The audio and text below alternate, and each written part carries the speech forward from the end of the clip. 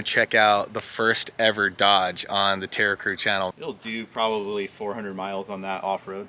Wow. Do you mind sharing what kind of motor this is? Yeah, sure. Dodge guys don't like it.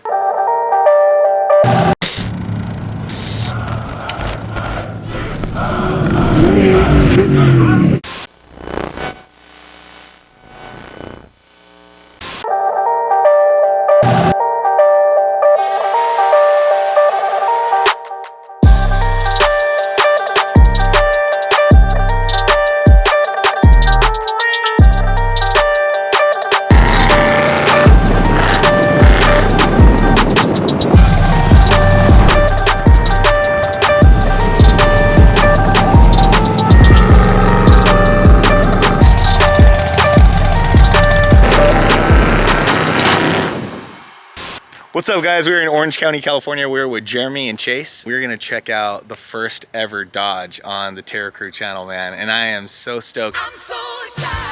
This thing is beautiful. Videos and photos will not do it justice. But before we get into it, Jeremy, you actually have like a fab shop? Yeah. It's a CWF? That's correct, in La Habra, California. Okay, and Chase, you work with them? Yes, sir. That's cool, man. How'd you get into all this stuff? I started out just kind of self-taught garage welding, then took some welding classes at the junior college and worked at a few various companies in the industry and saw a demand for certain products and started making them. How did you get into off-road itself? Because I know you were telling me you even used to go out to the ROR, right? Right, yeah. I was a spectator as a kid growing up and rode dirt bikes in the desert, Barstow, Lucerne Valley, Ocotillo, Glamis, all that stuff, and then kind of graduated to a truck. Did you have friends that had pre-runners too, or? Yeah, quite a few. Quite a few of the older kids around town, some of them had pre-runners and got me wanting to build one of my own, and this was my first car. I've had this thing since I was 15. No way. Yeah, so started out just kind of like a mid-travel setup on it and some fiberglass fenders, and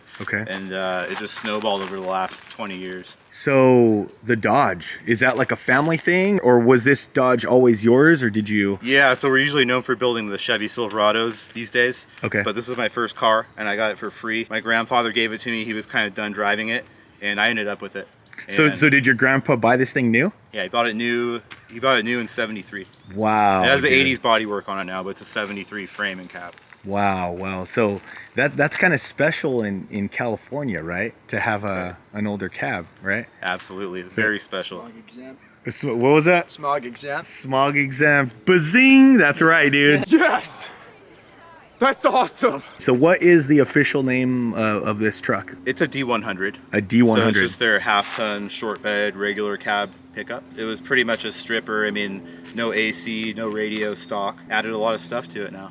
Right on. So are there a lot of other people that build Dodges in like to this level in the off-road scene, or? Very few, especially these older body ones. We filmed this episode a couple weeks ago before our event Circle Pit. Since then, actually, Jeremy got some Project X lights. We actually wanted to show you guys those things because this thing is badass. We wanted to have that for sure in the episode, so let's check them out. So don't worry, guys, we're gonna cut back to that episode. You guys will get all the information on this truck. Okay. Tell us about this setup, man. What do you think about it so far? Yeah, so we just added the Project X 8.5-inch round LED lights. They have 33 LEDs in each light, and they work really great. Hell yeah, dude. So you were out in Lucerne, right? Running these at KOH, like the KOH area off Boone Road? Right, yeah, for the Circle Pit event.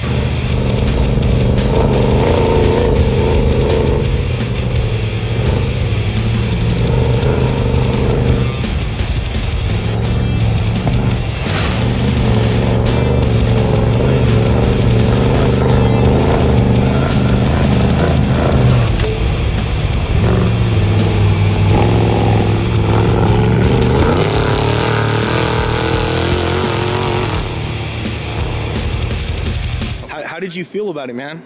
They work great. Like honestly, just running one of them works adequate to drive around at night, and then the three put light out to the sides and long range down the road. What is this lower light right here? Yeah, so that's a running light just for visibility. Well, I love the old school look too, dude. Like the big old lights, the big pods. Like, yeah, it's definitely a solid look. It's a good look on the old truck.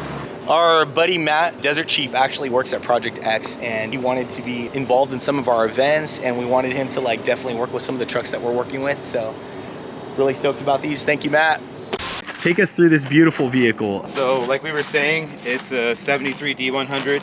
And the front end, no one makes anything for it, so it's kind of a one-off. It has one factory pivot still on the front end. Okay, take us through, man. Let's see. Yeah, so yeah, it's extended arms, of course. They're all box construction, fabricated upright, fabricated tie rod, fabricated upper to match all of that. Right. And FK rod end times, all the stainless steel misalignment spacers we make in-house at CWF. So CWF, you guys make custom long travel kits too, and Correct. like everything? Correct, yeah. Long travel kits, shackles, shackle hangers, anything suspension related for mostly the GM trucks, a little bit of Dodge stuff as well. Okay, so Chevy is kind of your bread and butter. Correct. So this is bolting off. The lower control arm is the it's stock? Correct. One stock pivot, one Okay. custom made. So it really only has one factory pivot left on it. And it's about 4.5 inches wider per side versus stock.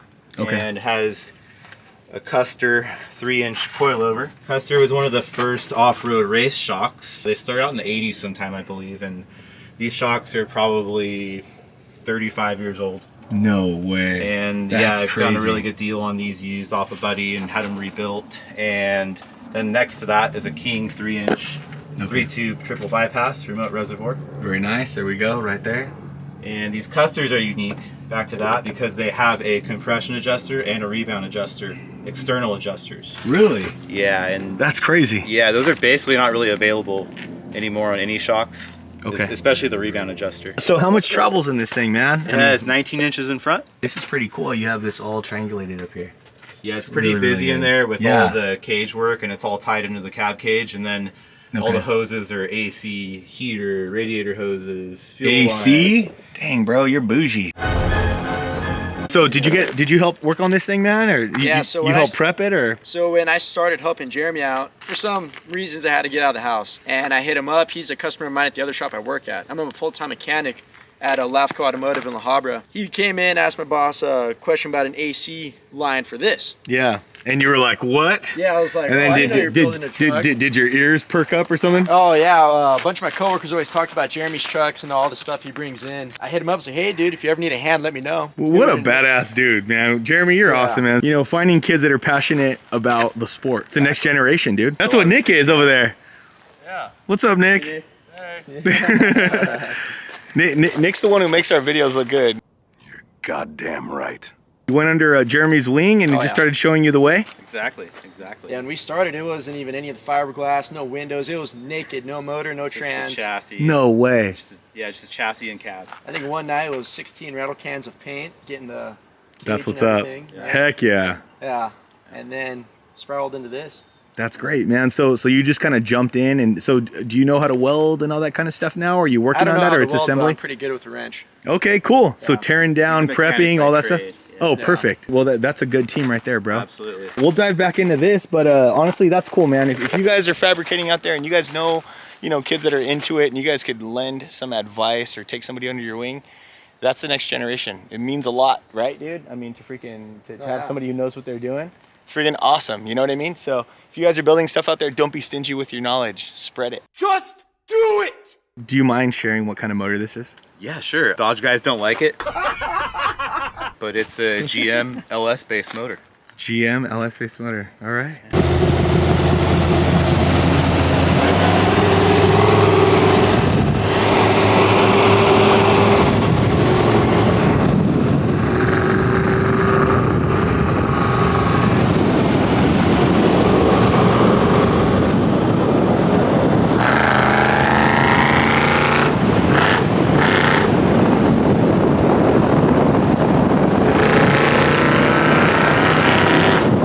You know what? It's kind of the way to go. Why did you choose LS? It's compact, it's reliable, the aftermarket supports it well. There's so many parts available for them. And then Okay. you have the option of a GM trans after that, which is an economic, strong way to build a transmission too. Right. So what trans are you running in this thing? It's a 4L80, so it's an overdrive transmission. It's a 4-speed manual shift. If you could run a Dodge motor, what would it be?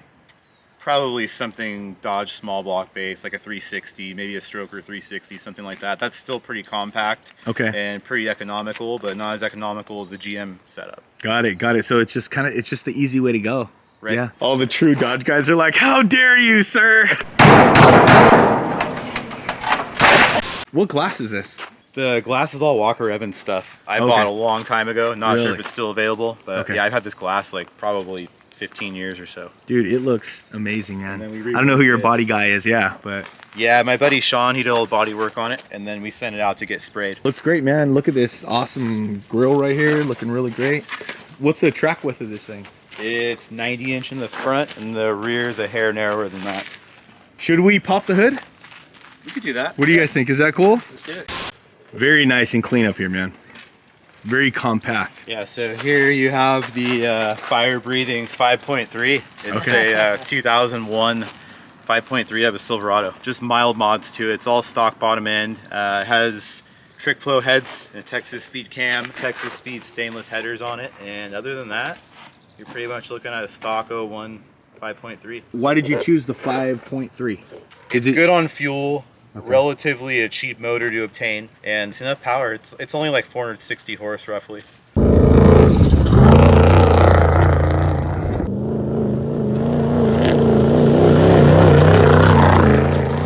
A cool thing about this thing is you're out in the desert, you're out in Mexico pre-running something, you can go to the AutoZone, go to the junkyard, man, you can get some parts real quick. Yeah, all the accessories on the front of the motor, it's all 2001 Silverado stuff. So you need an alternator, water pump, a pulley, any power steering pump, any of that, it's all Silverado ready stuff. To go. Yeah. Cool. Any other future plans with this motor? Is this going to be the one to stay? Run the 5.3 till it gets tired, and then maybe go to a bigger LS. Okay. Do like a 408 inch or something like that. Nice, man. Pick up 100 horse that way. That's a lot of punnies, man. And then you don't even need it right now. Like, you don't even need it, I bet. This thing's just so dialed, you know? And then like we were talking about earlier, these are the compression adjusters on the Custer. These were probably the first off-road shocks to have that, so it's pretty cool. Crazy. Yeah, look at that. Cooling. What's that? What's your radiator? This is an eBay aluminum radiator. Nothing too special. Heck yeah. And how's it? Is it keeping it cool? Yeah, it runs great. Well, that's all that matters, right? There we go.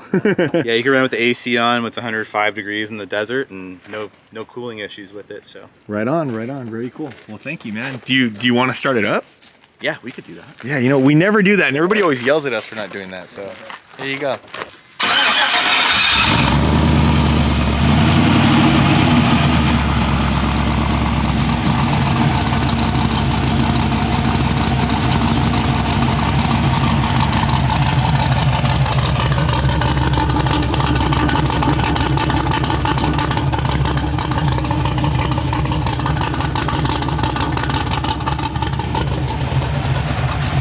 Sounds so healthy, dude.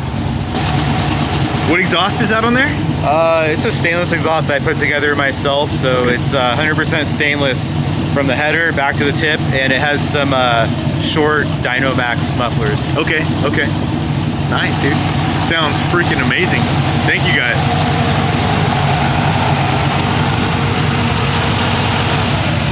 I see you guys. Are the fans automatic? Yeah. Yeah? Excellent. Tell us about these hubs. This is our first set of Silverado hubs here. These are probably like 8 years old. Really? Okay. So you guys make hubs? Right. You guys machine? Yep. Oh, nice, man. We have a small machine shop.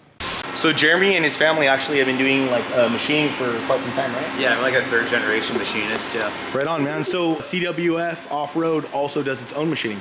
Right. Heck yeah, take us through that, man. So everything we sell is machine parts. We do machine in-house. This is our machine shop. Okay. We have a Haas CNC mill here. So, you know, anything that's not a round part, basically, we make on the mill. So, you know, we put hexes on bolts, mill our hubs, all kinds of things like that. Like that one right there. Exactly. Perfect, dude. Rad. And then we have our CNC lathe over here. We make all of our round parts, misalignment spacers, bushings, weld washers, things like that. Nice. So yeah, full production here. Heck yeah, man. And then those are some of your products that you guys have over there? Correct, yeah. So we have misalignment spacers, weld washers, bolts, more misalignment spacers. Nice. Heck yeah. Well, right on, man. And then I see you guys have even done some hubs, right? Dusty. Some dusty hubs. Somebody buy them. Heck yeah.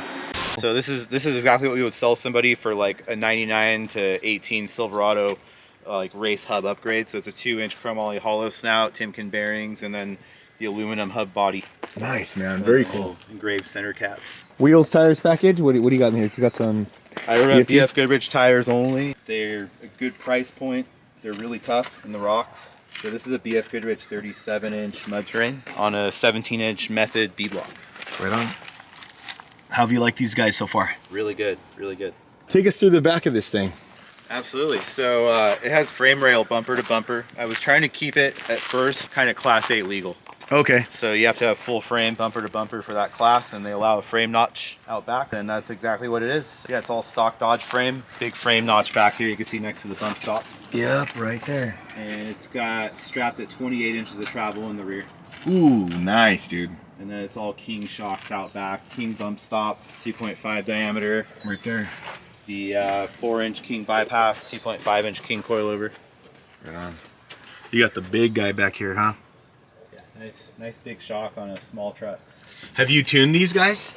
Have you gone out tuning, or are you just kind of just tuning yourself a little bit? Yeah, small amount. All of our shocks we have rebuilt and tuned by Cox Shocks. So you guys kind of laid it out to be Class 8 just in case, but ended up just going Prerunner with it. Yeah, that's cool. Oh, Blitzkrieg Motorsports, freaking sway bar arms, right? Yeah, correct. And then the 9-inch housings from Blitzkrieg too. Nice, dude. Who built your third member? That we had a local shop in La Habra do. Oh, right on. It's called American Gear. It's a 486 ratio with the Detroit locker, 35 spline. We got the dual Optimas here. Very good, very good. Drive shaft, spare drive shaft. Yep.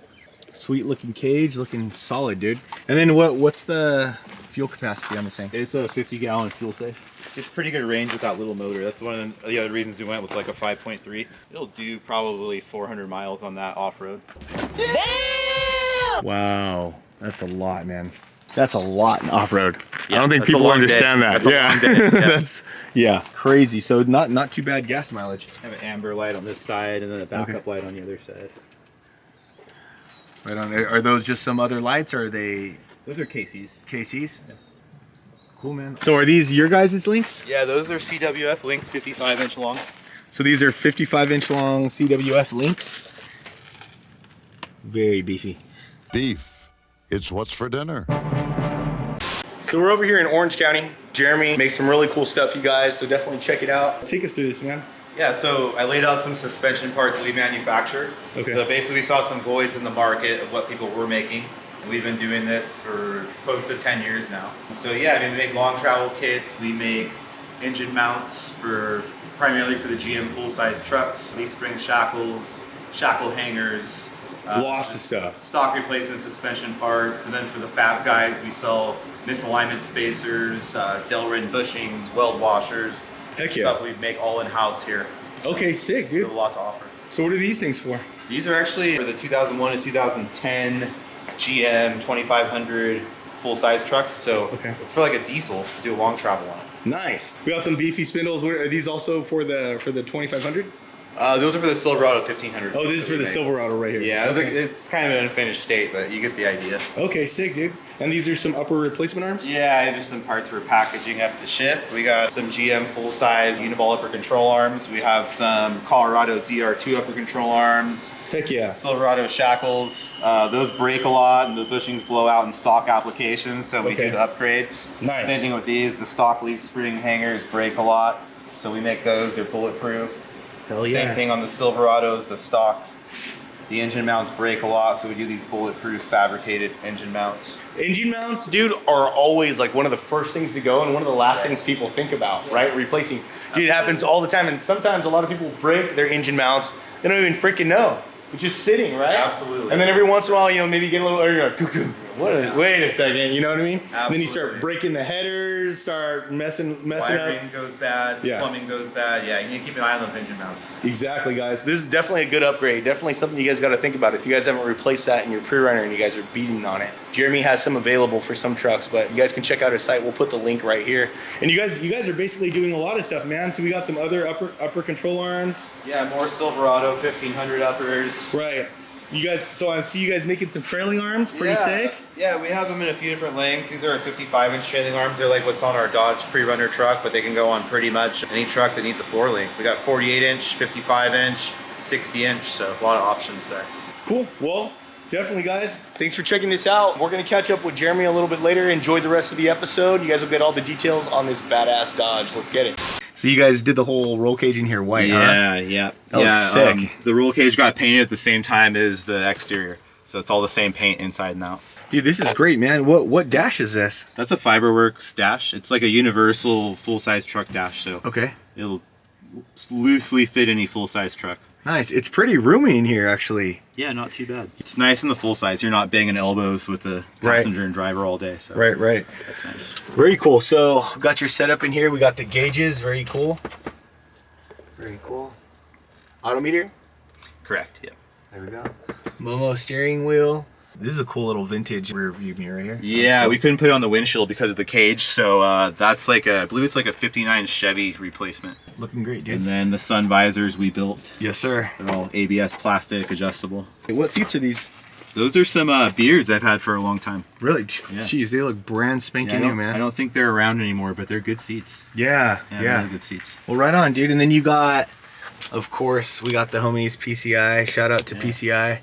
These guys absolutely crush it. PCI race radios. And then very cool. Anything else you want to highlight in here? Yeah, so standard issue for off-road, we have the Winner's shifter, 4-speed manual shift, gate style. Works really, it's proven. Everybody runs them. Right. And then cup holders, of course. For big gulps. Yeah, exactly. Gulps only. You drugstore cowboy, you. The PCI intercom. There we go. It's cool. You could talk to each other with a motor. Perfect. Out in the desert, play music through it. Nice. It works great. Got the vintage air here. Tell us about that, man. What's up with the vintage air in here? Yeah, so it has pretty much everything Vintage Air offers. It has their billet control. We have AC, heat, defrost, and it'll blow dash or down on the floor. Does everything you need it to do. Blows like 32-degree air out of the vents. You'll get cold in here on a hot day. That's so cool. I mean, that's luxury status when you got that going on in here. It's a must-have for those hot days. I'm sure, man. What deserts do you like to go to? We do a lot of Barstow. Okay. A lot of Barstow. Yeah. Cool, man. Well, dude, we gotta, if you guys would ever invite us out, we would be stoked. We'd love to get some action of this thing. Yeah, we like to film with you. We'll do that. Let's do it, man. Heck yeah. Thank you guys so much for watching this episode. I hope you guys enjoyed this. Man, if you guys have any questions for Jeremy and CWF Off-Road, you guys can comment below. We'll have these guys check out the comments. This truck is beautiful. If you guys want to see this truck in action somewhere, comment below. Maybe we can get Jeremy to hit out to Lucerne with us sometime. We can get this thing in action. Or if you guys want to see this thing at some off-road shows that we're going to be going to in the future, let us know. We'll have Jeremy come out and park it at the booth, and you guys can take a close look at it. Man, we appreciate you guys so much for watching this episode. Very stoked that Jeremy's truck is the first Dodge on our channel. Thank you guys so much. Subscribe, like, and all that good stuff. If you guys like what we do, support us. Later, guys. Bye. Anything before 75, smog exempt. It's like kind of like a special vehicle at that point, right? Why? Yeah, Which it's is a limited vehicle then. Right, which is why some guys actually build. Well, I'm not going to say too much. I'll let you guys chat it up in the comments about that. Right. What, DMV investigator is going to bust through my door like freaking ATF agents or something like that. Yeah, see you guys later.